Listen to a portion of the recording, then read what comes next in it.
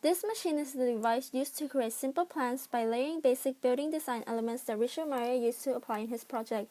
You'll be given a catalog of the form, the structure, the division of the program and open space, and the material to layer them on top of each other in the designated platform of the machine.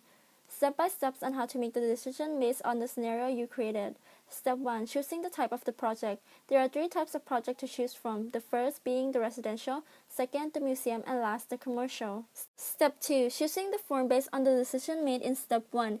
In this step, you need to pick one main form for the building. Richard Meier uses quadrilateral as the main form for all his building types, and the ratio of the width and the length is based on the climate condition. If the building is in a cold climate, choose the 1:1 ratio. The form will be more condensed to increase the solar radiation. If the building is in a temperate climate, choose between the 3:4 and 2:1 ratio for the residential. For the museum and commercial, choose the 2:1 because the more elongated the building is, it balances the solar heat gain. Additional step. For the museum, you have to add an additional circle plan to the building, which can come in many ratios according to the main form. For the commercial, you have the option of adding in the circle. When all the form is chosen, put it in the first level where it says form.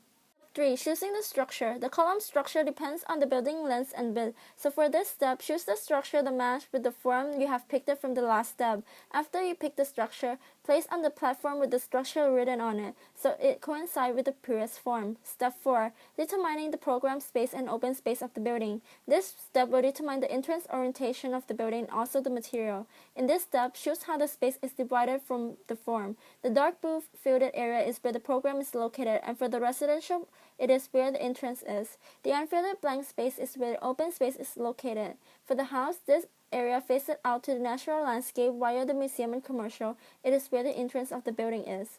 When you've chosen how the space is divided, put it on the third platform above the structure. 5. Determining the material of the building and also the height. For the material, it is determined by how you divided the space in the previous step. The gridded facade is located in the program area. In the residential building, the gridded facade is located around the bedroom and the bathroom to maximize the privacy. For the museum and commercial program, the white gridded facade is located around the exhibition and office area to control the light.